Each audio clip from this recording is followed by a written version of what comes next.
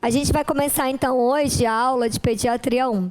Para quem não sabe, meu nome é Luciane, eu dou conteúdo para vocês de saúde da mulher e saúde da criança. E hoje, no conteúdo de saúde da criança, que a gente também chama de pediatria, né, nós teremos 2 aulas. O foco vai ser o recém-nascido de baixo e de médio risco, então nós vamos dar algumas doenças também ainda aí no final. A referência que nós vamos utilizar são alguns manuais do Ministério da Saúde e algumas literaturas de apoio que complementam aí, fundamentam, né, a fisiopatologia, já que o Ministério da Saúde não vai trabalhar com essas informações. E aí a gente começa falando disso aqui, ó, do nascimento do bebê, que é a transição do meio intra para o meio extrauterino, né?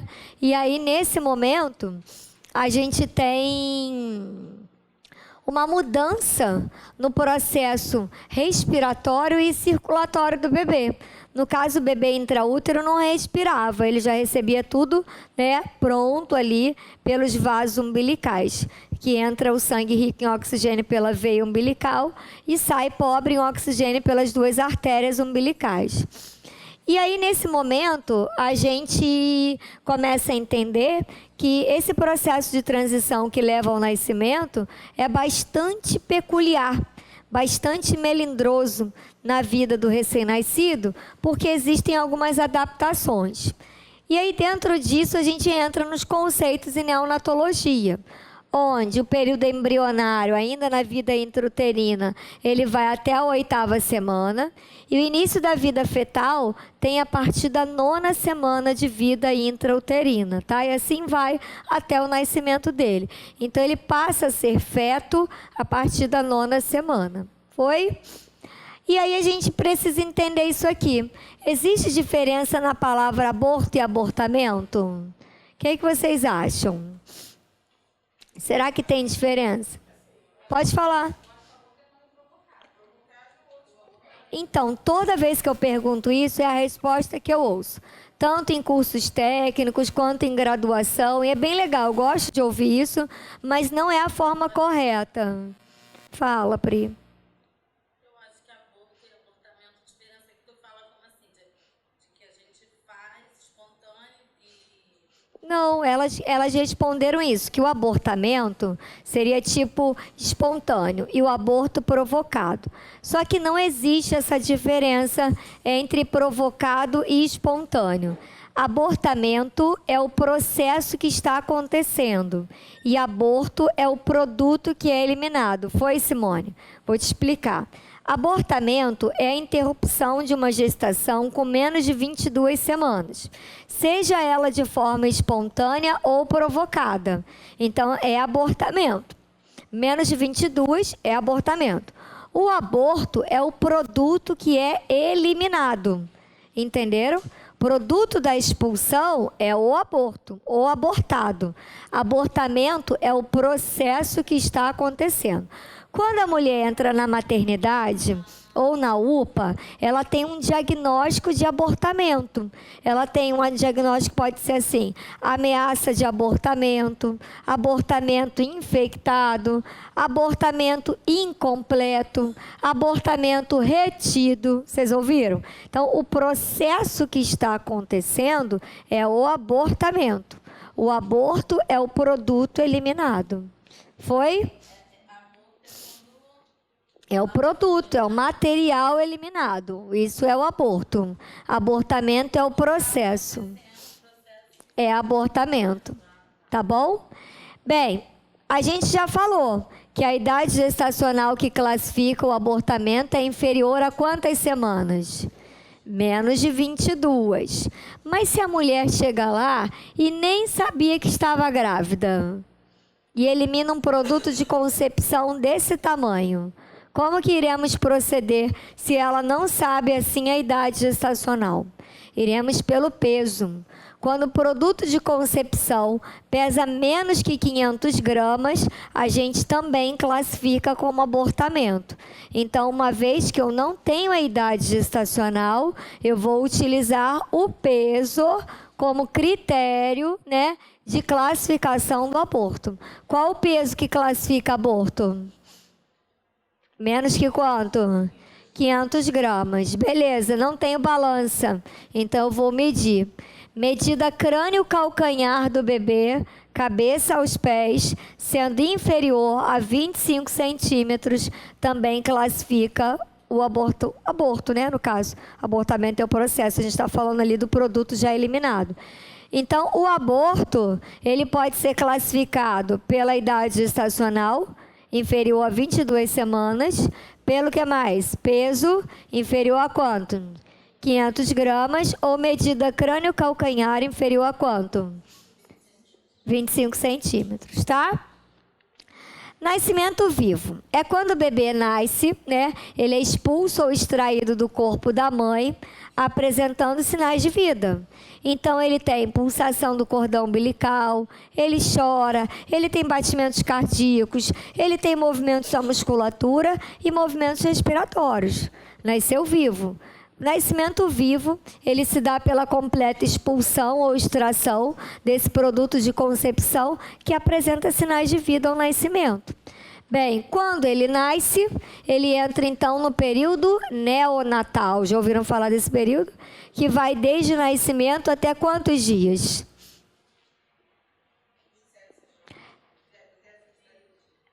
27 dias ou 28 dias, tudo bem? Depende da literatura. Tem literatura que dá 28 dias, mas o Ministério está trabalhando com 27 dias.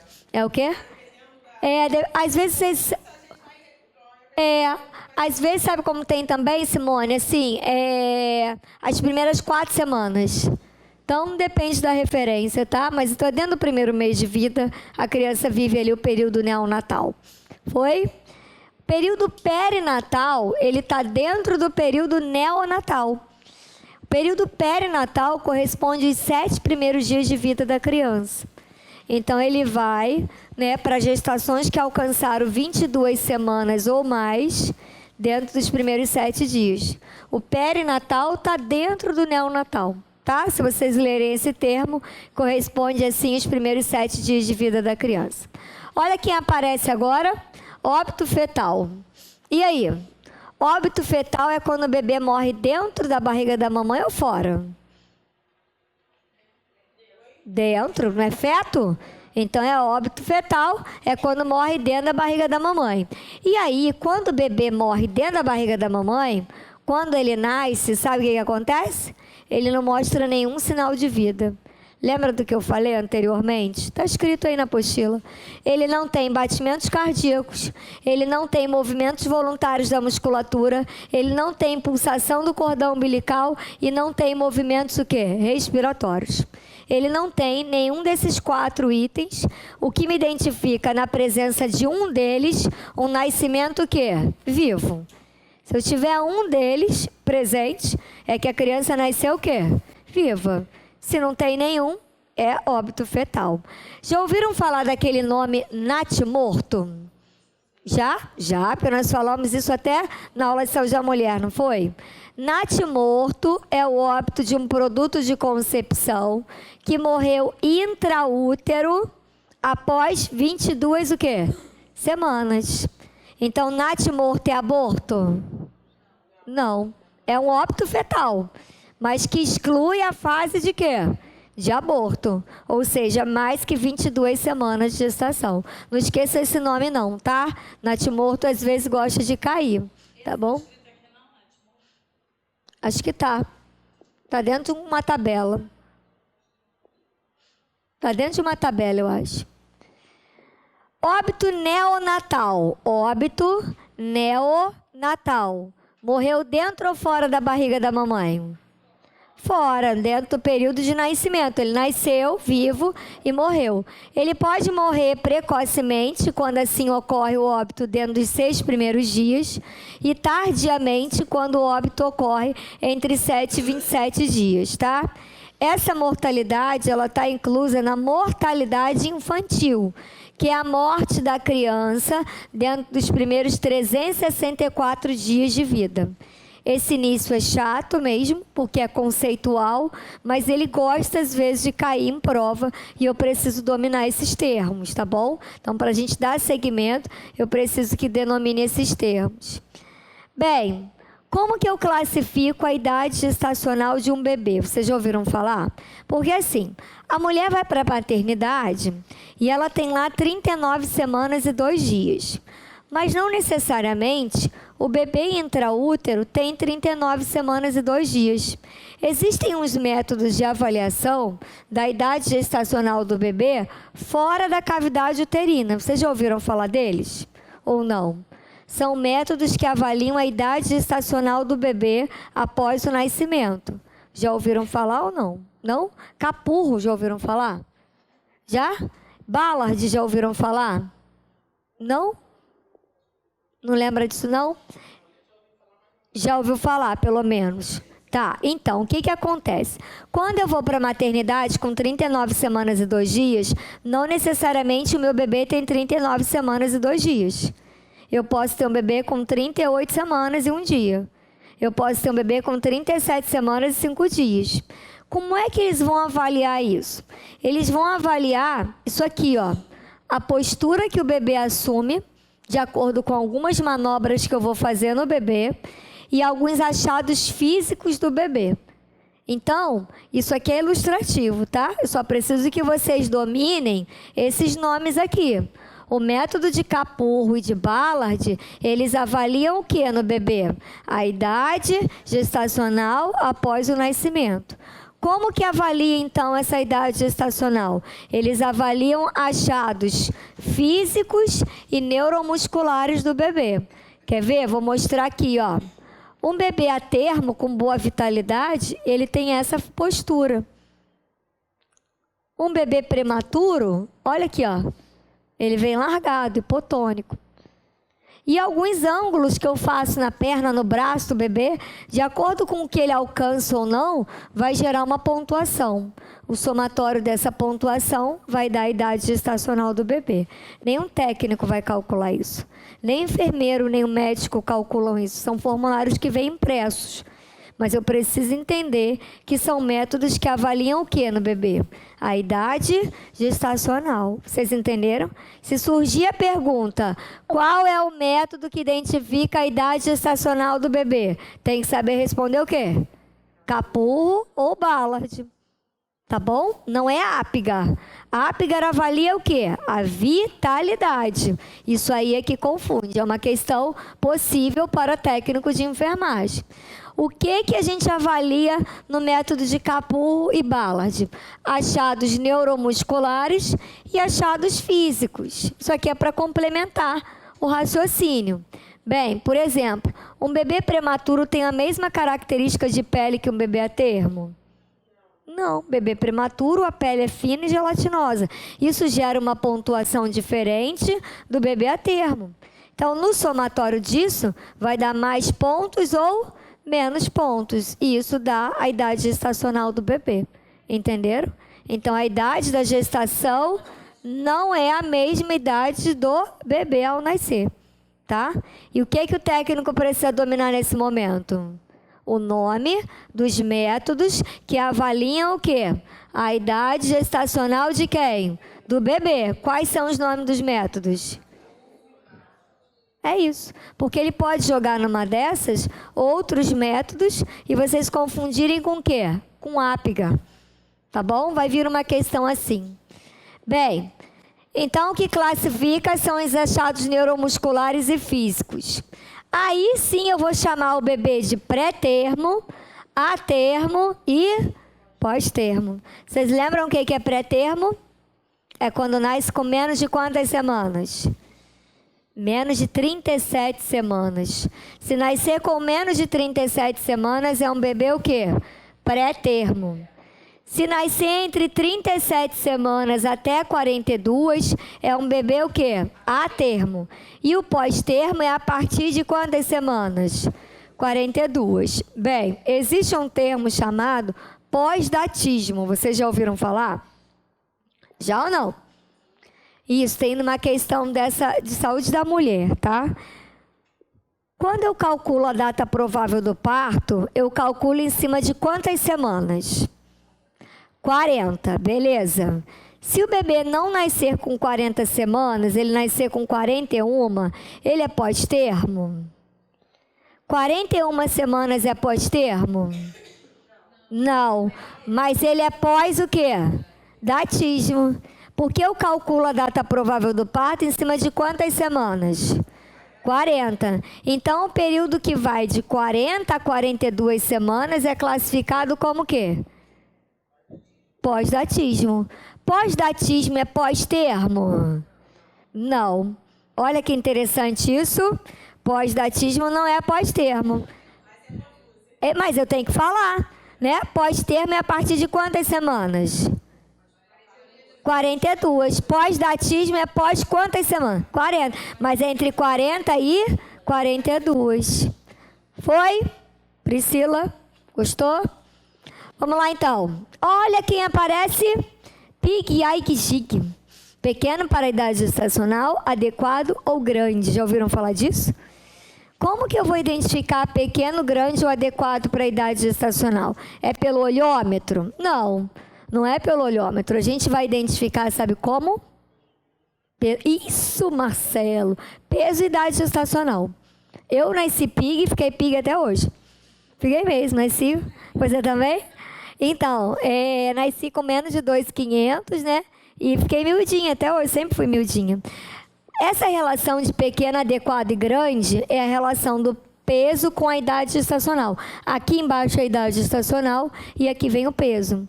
Então, não necessariamente, né, um bebê que nasce prematuro com 3.500 seja adequado. Ele pode ser um bebê o quê? Gig. Né? Porque dentro daquele período não era esperado aquele peso, está muito acentuado. Ou para menos, enfim. Isso aqui a gente só avalia nesse alçograma aqui, que é esse encontro dos marcadores, dos indicadores de peso com idade gestacional. Foi? Então, assim, pequeno, adequado e grande é a relação de peso com idade gestacional dentro das linhas de corte de percentil 90 e 10. Se o encontro do peso com a idade gestacional for aqui, olha, acima da linha do percentil 90, é grande. Se o encontro do peso com a idade gestacional for entre as linhas 90 e 10, é adequado. Se o encontro do peso com a idade gestacional for abaixo da linha do percentil 10, é pequeno para a idade gestacional. Tá? Então, o que eu preciso saber? Que pequeno, adequado e grande é a relação de quem com quem? Peso com idade gestacional. No caso dos extremos, Pig, Ike ou Gig, tá bom? E quanto ao peso, olha o que tem. Muito baixo peso, extremo baixo peso e baixo peso. O que é o extremo baixo peso? É abaixo de 1.000 gramas. Bebê nasceu com menos de 1.000 gramas, menos de 1 quilo, é extremo baixo peso. Bebê que nasce entre 1.000 e 1.500 é muito baixo peso. E de 1.500 até 2.500 é baixo peso. Presta atenção que na apostila tá 1.499, 2.499. Eu não vou ficar lendo isso. Lembra daquela forma que a gente arredonda. Então, menos de 1.000 gramas... extremo baixo peso. De 1.000 a 1.500, tá vendo? Muito baixo peso. De 1.500 a 2.500, não inclui 2.500, não inclui 1.500, aquela forma que eu falei para vocês. Senão vai ficar 1.499, 2.499, pô, né? Você arredonda, mas não incluindo o valor redondo, tá bom? Foi, Marcelo? Essa parte é mais complicadinha. Vem questões, as questões estão na imagem aqui. Não vou fazer todas, tá? Da apostila, a gente puxa aí algumas. Questão 1. Mariana nasceu com 1.750 gramas. De acordo com o peso ao nascimento, Mariana pode ser considerada como? 1.750 é considerado o quê, gente? Baixo peso. Beleza, acertaram. Viu? Não é difícil a questão. Outra, questão 2. Qual instrumento de rastreamento inicial é utilizado para avaliação da idade gestacional do recém-nato após o parto? Aê! Quem fez essa questão? Eu. Viu aí? É uma possível questão, não é? É. E aí, cara, se tu não sabe isso, tu poderia marcar o quê? O APGA. Vai na empolgação ali, Apgar. O Apgar é vitalidade, a gente vai falar dele daqui a pouco, tá bom? Vamos lá falar um pouquinho de hipotermia. Já ouviram falar disso? Já? Que a gente também chama de termorregulação. O que acontece? O bebezinho, ele tem uma grande dificuldade de manter a temperatura. Sabe por quê? Porque a superfície corporal do bebê, ela é grande em relação ao seu peso. E aí, ele não tem uma forma de reservar ou produzir calor tão rápida quanto a nossa. Então, o bebê não tem uma camada de tecido subcutâneo boa, que promova um isolamento térmico, né? E isso faz com que ele perca. E também, ele não tem ali uma produção de calor adequada como a nossa. Se nós estivermos com frio aqui, né? Sem você colocar o casaco, né? A primeira coisa que a gente faz com frio, sabe o que é? Se encolher. Exatamente o que a Suelen fez. Botou o braço assim, ó. Se encolhe. Isso é para você diminuir a área de quê? Disposição. Se você continuar perdendo calor por isso, você se arrepia, fica arrepiada. É uma tentativa ainda de segurar o calor. Se você continuar perdendo calor, sabe o que vai acontecer? O tremor. O tremor é uma tentativa do seu corpo produzir calor. Entendeu? O bebê treme? Filhotinho? Treme? Ele faz isso? Não, ele não tem esse mecanismo. Sabe como que ele tenta produzir calor? Metabolismo da gordura marrom. Vocês já ouviram falar? Não? Marcelo, o bebê tem uma gordura diferente. Ela é chamada de gordura marrom porque ela é mais vascularizada. E essa gordura, ela permanece no corpo do bebê fisiologicamente em até 3 meses. Mas quando o bebê é exposto ao frio, essa gordura é consumida. Porque é na degradação da gordura que tenta o quê? Aquecer o sangue. Olha onde fica a gordura. Na parte torácica é onde tem o quê? Coração, a bomba, que todo o sangue passa por onde? Por ali. E obviamente assim o sangue é o quê? Aquecido. O que a gente tem nisso?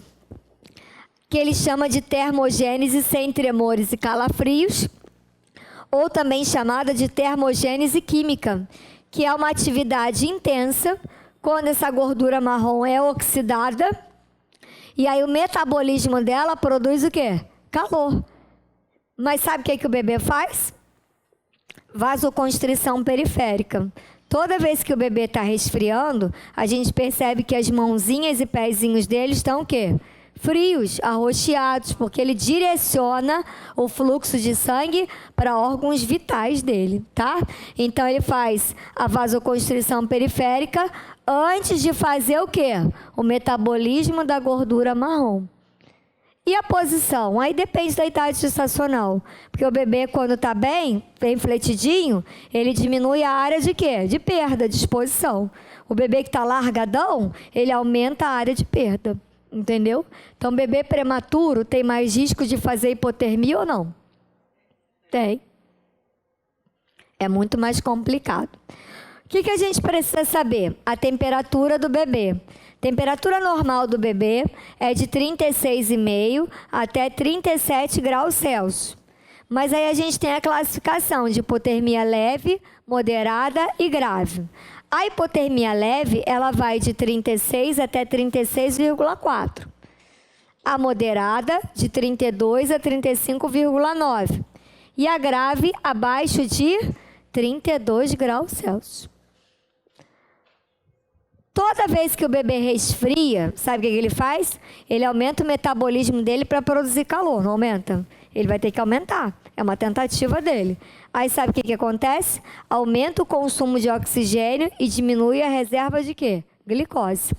Ele entra em acidose metabólica e isso compromete ainda mais o quadro respiratório do bebê. Olha que situação. Então, às vezes, quando um bebê resfria, não é só aquecer ele. Aqueci, já tudo voltou ao normal. Não, o metabolismo dele lá dentro já sofreu alterações, que podem até ter agravamentos do quê? Respiratórios desse bebê, tá? E quais são as manifestações clínicas? Sucção débil, hipotonia, letargia, taquipneia ou apneia, depende da gravidade da hipotermia, né? Taquicardia ou bradicardia, tremores, queda na saturação de oxigênio e vasoconstrição. Essas são as manifestações que o bebê tem após, né, ou vivenciando aí uma hipotermia. Bem, os fatores de risco para a hipotermia envolvem, então, a idade do bebê. Quanto mais prematuro, maior o risco de hipotermia e baixo peso. E fator ambiental? Bebê nasce como? Pelado, molhado no ar-condicionado, não é assim? É. A baixa temperatura na sala de parto e o bebê molhado faz com que ele possa perder muito mais calor. Transporte neonatal e o controle inadequado do ambiente que ele está. Isso também pode favorecer aí a hipotermia. Ah, olha quem cai na prova. Isso cai? Direto, cai muito. Condução, convecção, radiação e evaporação. Vou fazer vocês aprenderem isso rapidinho. Sabe como? Vamos lá, Priscila. Você é o foco. Toda vez que eu encostar num objeto mais frio, Priscila, pode ser um dedo no quadro, 2 dedos no quadro, a mão, o corpo, contato direto. Ou seja, se eu pegar num fio desencapado, vou ter a condução de energia para o meu corpo. Se eu encosto num objeto frio, eu conduzo meu calor para esse objeto. Você entendeu? Então, pelo mecanismo de condução, eu perco o calor por contato direto. Concorda? E radiação? Radiação é assim, ó. Eu estou bem pertinha do quadro, mas não estou encostada nele. Lembra quando vocês ligam a televisão, às vezes faz aquele negócio assim? Lembra dos pelinhos que arrepiam? Mas você encosta na televisão? É como ver isso. Eu estou dando uma analogia, né? De você não encostar o braço na televisão, mas os pelos ficam todos... Então, exatamente como se você visse aqui, ao eu estar bem próxima do quadro, mas não estar encostando nele, os raios passando. Tá vendo, Priscila? A Priscila tá vendo, né? Porque ela tá nesse ângulo aqui, dá para ver. Marcelo não dá para ver, não. Né, Priscila? Então, os raios vão passando pelo mecanismo de radiação. Mas eu encostei no quadro? Não. Mas eu estou bem o quê? Pertinho. Então, eu perco calor por mecanismo de radiação, por proximidade. Esse outro aqui, convecção, me lembra, olha aqui no meio, Simone, ó, ventinho. Tudo bem?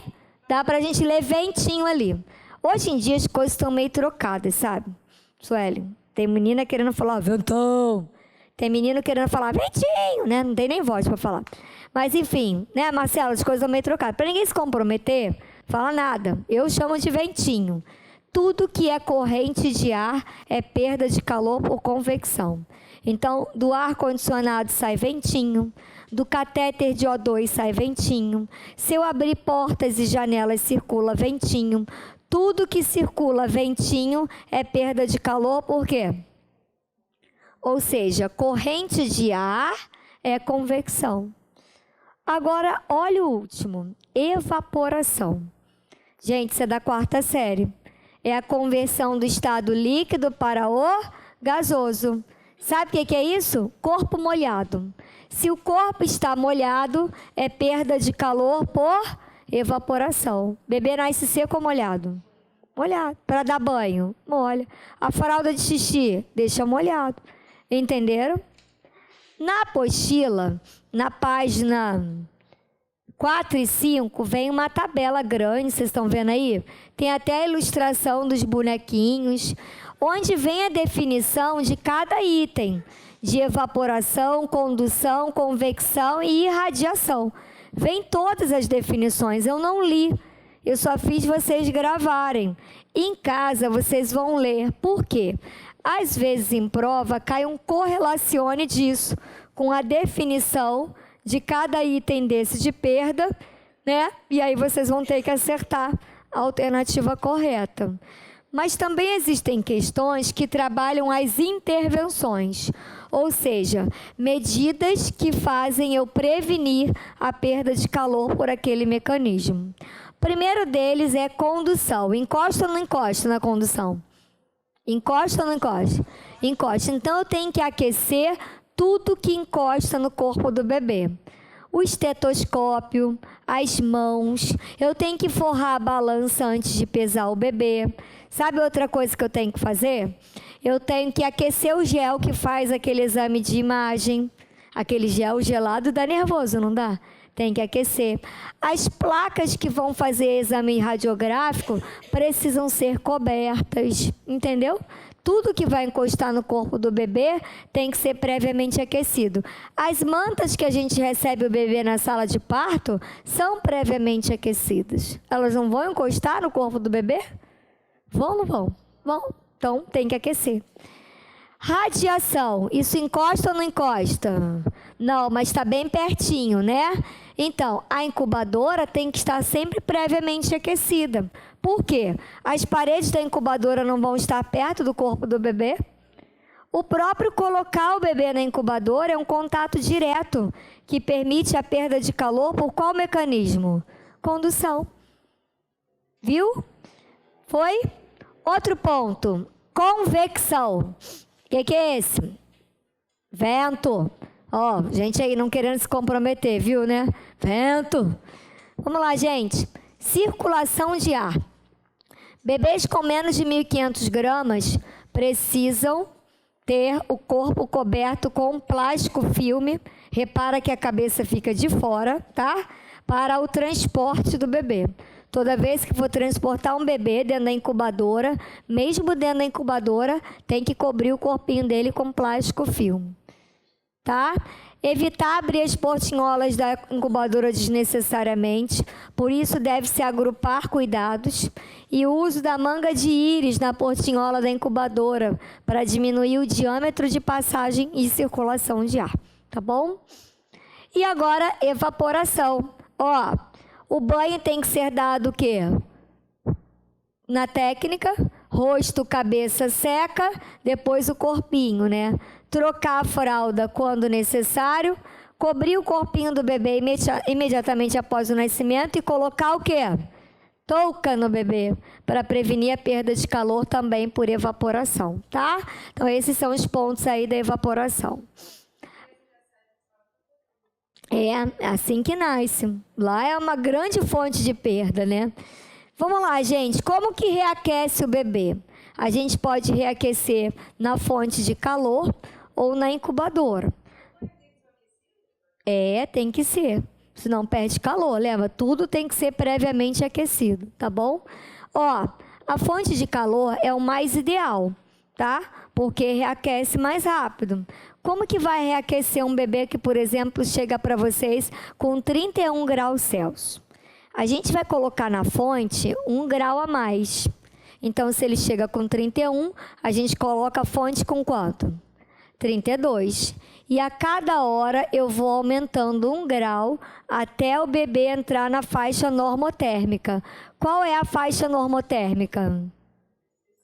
36,5 até 37. Entendeu? É assim que a gente reaquece o bebê. Não vai botar logo a temperatura que você quer, não, tá? Vai botar a temperatura, né, 1 grau acima da temperatura do bebê. Olha essa imagem aqui, eu que fotografei. Tá vendo aqui? Minha mão tá perto ou não do iogurte? Próximo. Tô encostando? Qual o mecanismo de perda é ali? Radiação. E aqui? Condução, não é? No mercado, então, a gente consegue ver muito isso. Se eu estou andando com um carrinho no mercado, ó, se eu ando, eu sinto ventinho? Sinto ou não sinto? Sinto. Sinto ventinho quando eu ando. Então, se eu estou andando com um carrinho no mercado, qual o mecanismo de perda? Com convecção. Se eu estou com o cabelo molhado lá no mercado, na área resfriada, eu vou perder por qual? Evaporação. Estou perto, mas não encostei, radiação. Encostei, condução. Eu vou tirar foto com eu segurando o carrinho agora, né? Para aparecer e botar ali. Viu? Agora tu vai no mercado e ficar fazendo isso, né? Convecção, radiação, condução. Legal, né, gente? Vamos lá, questões. Questão 3, qual é a página da questão 3? 5, página 5. A conservação da temperatura corporal do RN é meta para a ação da enfermagem nos berçários.